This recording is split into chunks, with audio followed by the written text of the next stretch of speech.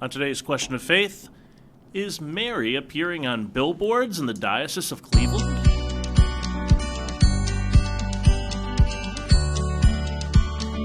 Hey everybody, this is Question of Faith. I am Mike Hayes. I'm the Director of Young Adult Ministry in the Diocese of Cleveland. And I'm Father Damian Ferentz, the Vicar for Evangelization.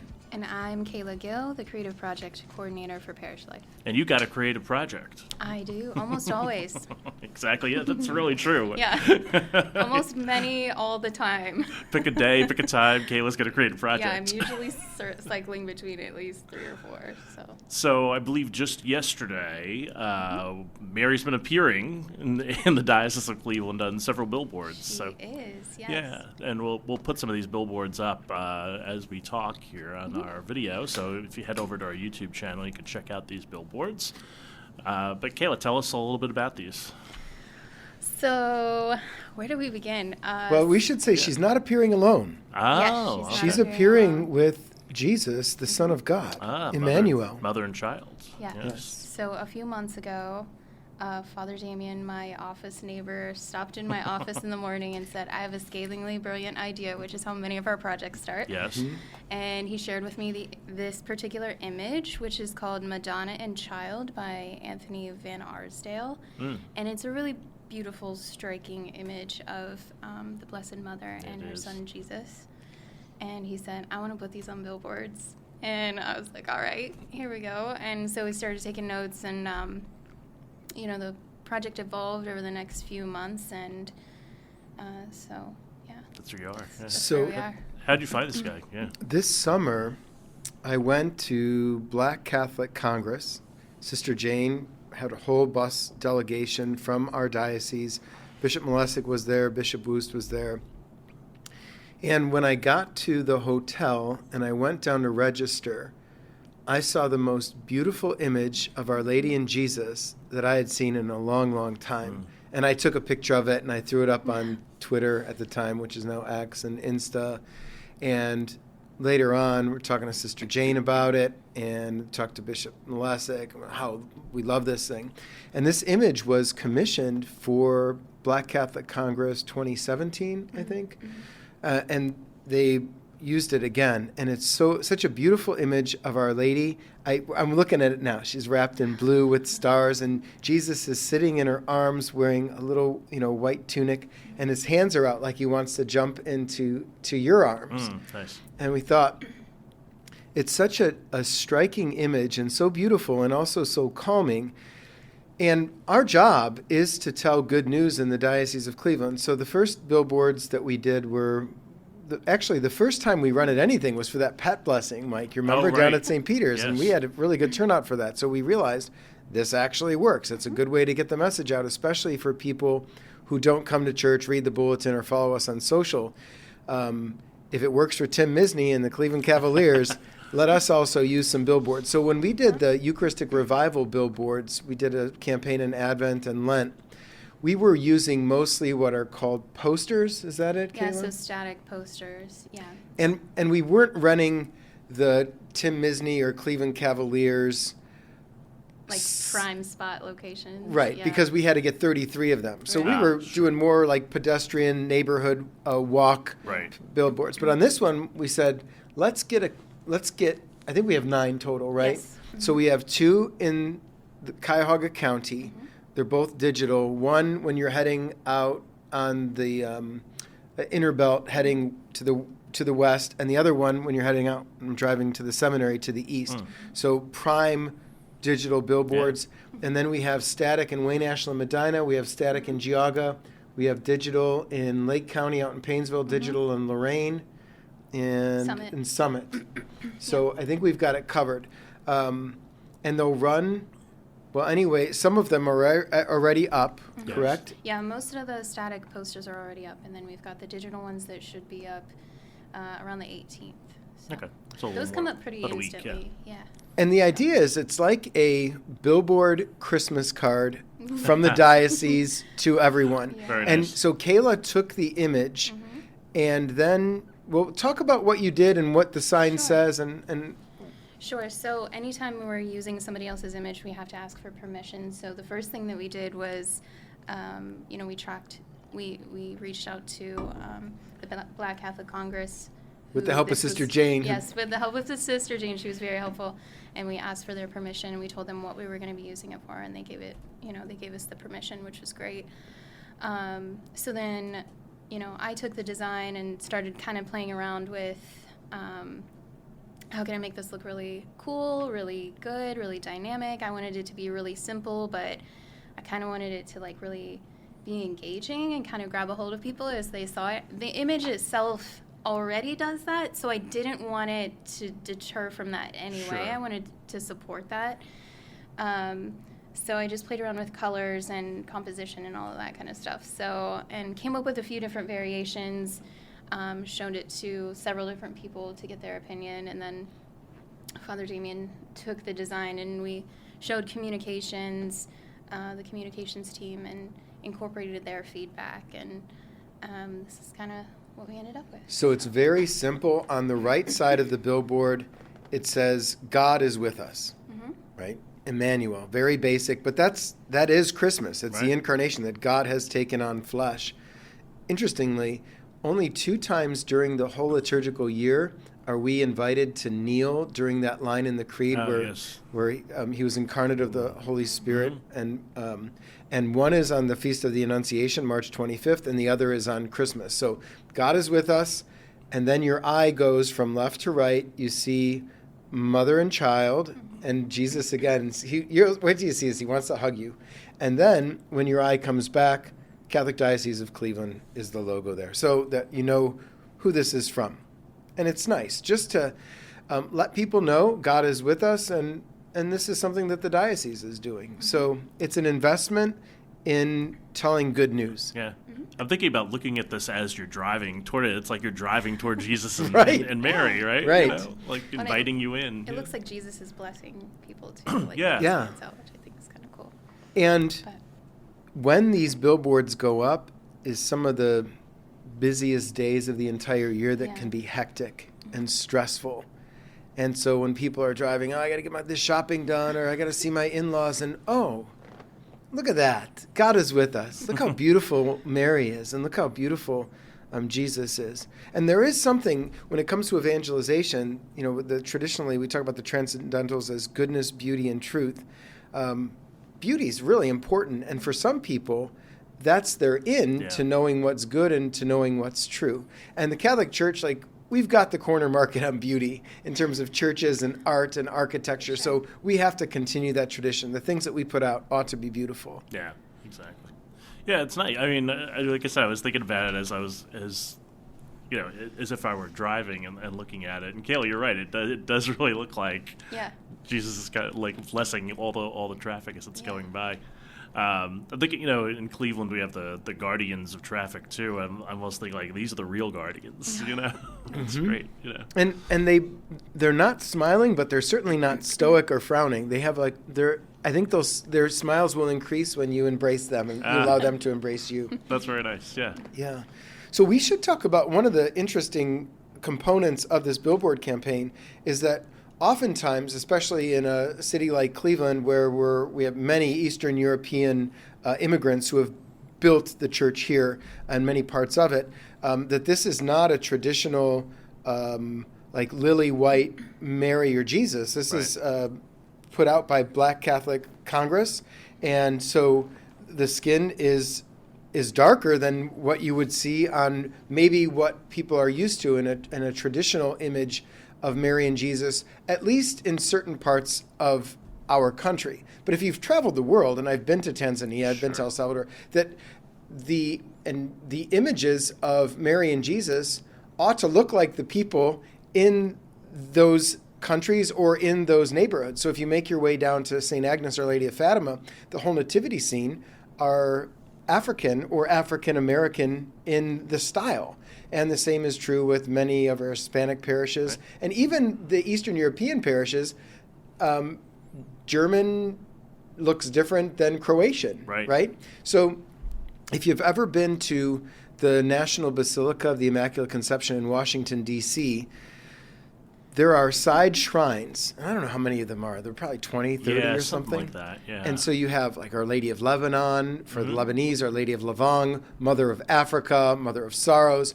So all sorts of different iterations. When God takes on human flesh, he wants to be like us in all things. So it's appropriate that images of Our Lady and our Lord ought to look like particular people. Yeah. And they all shouldn't look the same. Yeah.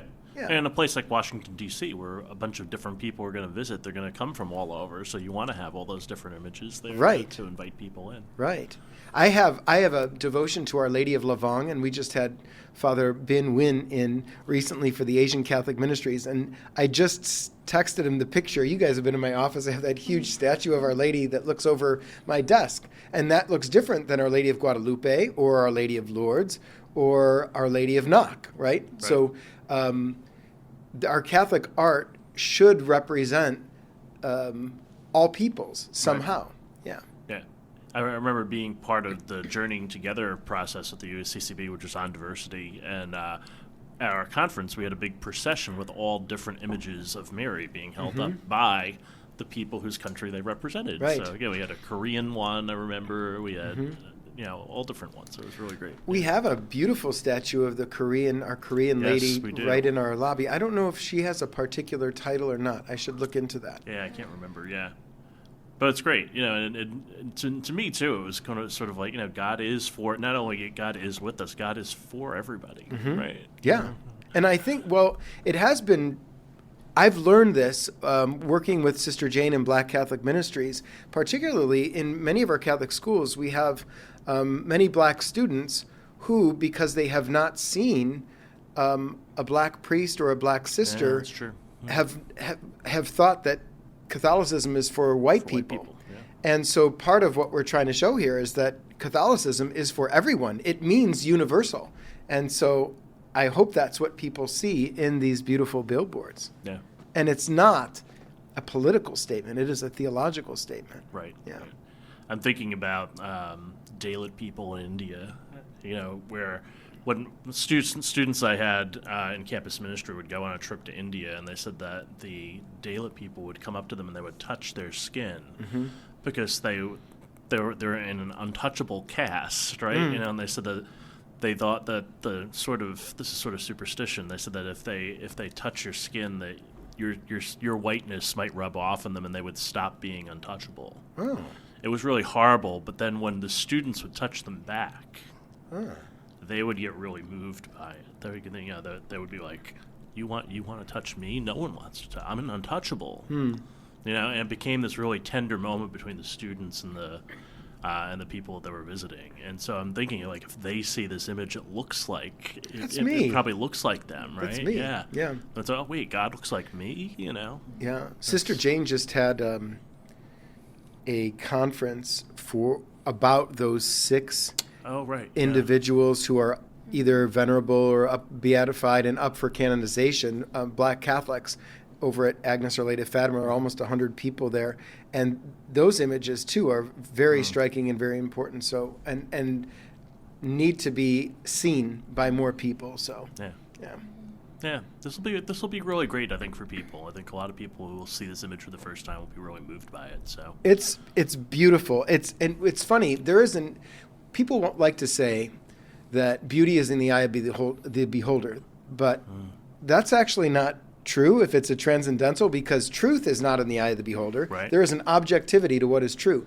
Goodness is not just in the eye of the beholder. It's actually in what is beheld. And the same is true with beautiful things. Like, show me someone who could go into the Sistine Chapel and say, that's ugly. No, there's something objectively beautiful there. Now, there's different tastes and styles, certainly. Of course. But I would bet my life that this is a beautiful image. And if you want to debate me, you can come on the show and debate me about it. So. Right. And they're people, right? People are beautiful. It's like, and human faces. Yeah. Exactly. Calla, so your job is creative project coordinator. So what is it like for you to create billboards that are be seen by millions of people, like all that traffic, and know that this was part of your ministry? Because you're a convert to the faith. You were baptized a few years ago. So what's this like for you? It's really cool. I really love this job, but one of my most favorite parts of it is getting to see the outcome. So, like, I think there was one day, like, before the fest where I sent all these projects down to printing and mailing, and then I had to go down and pick them up, and I walked upstairs, and I was like, look at all my babies, because I made them all. And it's just really cool. But that's kind of how I feel, like, it's a really beautiful thing to... I don't get nervous really about people seeing them, because I know that if I think it looks good and my team likes it, and, we showed the bishop and he signed off, so we're good there. Like, if the people that I'm working with are good to go, then I'm good to go with it too. And then the response will be the response, just like with any piece of art that you put out there, it gets filtered through the mind of every single person who views it. So, and they'll interpret what they do from it. But it's a really cool thing I remember driving around and seeing one of the billboards for the first time. But I love hearing the stories, too. Like, my friend Amy was telling me that in Advent last year, when we had the Eucharistic Revival billboards, and we all had testimonies about the Eucharist up there, she said she was having a really bad day, and she had to drive all the way out to, like, Illyria or something, and she pulled into like a CVS or something, and she looked up and she saw my billboard. Oh, that's great. And she just read it, and she, like, texted me, and she had said she had tears in her eyes, and she's like, oh my gosh. So, like, for me, I was like, well, then that's like the reason that it was there, that was the purpose, and we did it. So it's just really cool to be able to, like, create stuff and put it out there for the world to see in like a silent way. Like, nobody really knows, like, unless they listen to this podcast or they, like, know me or they talk to Father Damian, right. No one really knows that it's me, but it's us, I should say. Yeah, and it's the diocese, and I hope people say, it's pretty cool. Yeah. Yeah, and I needed that when I was driving, because how many people are white-knuckling at home, and, God is with us. Especially in bad weather, right? Yeah. And I think even it's, we Catholics, we love Our Lady. And Jesus did have a mom, and to connect those two together, it's hard not to like that image. Yeah. How do you not like a mother and child? Yeah. It's hard not to laugh at it a little too, right? Like, Jesus looks very playful in it. Mm-hmm. He wants to jump into your arms. Yeah, it's great. And why should Tim Misny have all the billboard space, right? This is one thing that Bishop said when I had my first and only Zoom call with him when I was in Rome, when he told me I was going to be his vicar for evangelization. I said, what does this consist of? He's like, I don't know. You're gonna help me make sure that the diocese is outward facing and everything we do is about evangelizing. So if that takes billboards, and I just remember him saying, I'm like, billboards? Oh, that'd be fun. So I locked that in, and we have a pretty good relationship with Lamar Billboards, and we've been, from time to time, we're like, let's put some billboards out there, and they work, and they get people to pay attention to us who don't think of the Diocese of Cleveland at all, but they'll be like, oh, that's pretty good. One of the things I was thinking as you were talking is that one of my favorite things about the billboards that we've done so far, both for this campaign and our Eucharistic Revival one, is that there's no call to action. Like, so in all the other billboard designs, it's like there is a reason, there is the person who is creating it and putting it out is hoping to get something in return, and that isn't necessarily what we're trying to do. We're just trying to say, hey, God is with us. Our during return, the Christmas season, so. Yeah, our return, I think, is your heart. Yeah. Like the Lord has given us His heart in His Son, and maybe this will soften a heart. But it's hard to gauge all that. Like, how do you find if people like? I guess we'll have to just listen. Or hopefully back to God. I guess that's our call to action, is hopefully it brings people closer, or reminds them, of God. Yeah, it's an eternal call to action. Mm-hmm. It's deep. It's about the soul. Which is a way cooler mission to work for than, like, a sales-focused industry or something, which I've also worked in. I was going to say, what you've done, I've done that, So it makes it really fun. Yeah. So. Nice job. Mm-hmm. This is great. And so, hey, we just wrapped up 9 Nights a Night prayer recently, and where were some of the places that you went this time? I went to every place. I was going to say, you got everyone. And what's nice is, put a lot of miles in my car, but it looks a little different at every place, and that's what I love about being Catholic. Whether it's the Mass or Liturgy of the Hours, you have the ritual, so it's going to follow, but maybe the song's different, or the way that they chant is a little different, and the look of the church is different, and the demographic that shows up in the church is different. So, I also enjoy just visiting parishes. The only parish that I visited this round that I had never visited before was St. Andrew's in Norton. And it's a quaint little church down there, and so that's beautiful. But we're only going to do one more round of 9 nights, nine rounds of 9 nights, and then we'll think of something else to do. I went to St. Ladislas one of the nights, and I thought that it was really interesting that Father Mark Latcovich, the pastor, is part of a ecumenical group, and he made the point that we all prayed this way together before the Reformation, so he invited all of his colleagues to come and take part in 9 nights. He told me he was doing that. How did it go? Were you there that night? I was there the night. It was a woman, I can't remember the church she was from. Okay. But Reverend Brooke led the service, and it was great. And they still did the Marian antiphon at the end? They did, yes. And I know he put it, because I was there on a few nights before, they had an icon up there with Jesus that might have been more comfortable than a statue of Our Lady in the corner for that particular night. But that was creative. That was the first person who... We said invite people from other churches, but he thought, I'm going to invite the other ministers. I thought that was pretty good. Yeah. And it's cool. He's part of this group where they like get together, I think it's once a month. And one person's responsible to buy breakfast or lunch or whatever they're doing, and they just have a conversation about what they're doing at their various places. A friend of mine used to do that. He would say that they would just come together and they would talk about what they were preaching about for the next big holiday or something, and then the person who came up with the topic also had to pick up the bill. That's cool. And they just did it together. It was great, So I've tried to do that in my own work, get together with people from other faiths. So it's been good. Well, if they're on a similar lectionary, it makes it helpful. And if they're a liturgical church too for Advent, because not every church is. But that's cool. That's awesome. Calla, were you able to go to any 9 nights places? Not this time. No, it's okay. I've been busy. I did the Life Chain retreat over the weekend and everything. So. And you spoke on Our Lady. It's it's a very Marian podcast. I love Our Lady so much. She's pretty cool. And so let's take a look at our readings for our third Sunday of Advent. I love Isaiah 61, which is our first reading. It's one of my favorite readings. So the Spirit of the Lord God is upon me, because the Lord has anointed me. He has sent me to bring glad tidings to the poor, to heal the brokenhearted, to proclaim liberty to the captives, and release to the prisoner, to announce a year of favor from the Lord and a day of vindication by our God. I think that's what these billboards do too. Yeah. It's great. Whose heart hasn't been broken? I mean, if you've lived long enough, that's life. And that's the fallen world. And what does he come to do? To heal our broken hearts. I love it. I was going to say, only once? Oh, yeah. I mean... Just the one time. No, it's a constant thing. He's constantly healing us. And, there's many ways that hearts get broken, too. Yeah. Calla, how about you? That's what I meant. Yeah. How about me, what? How about your... What with the readings? Anything strike you? I think... how about me, what? You sounded like Lily, your daughter there. Well...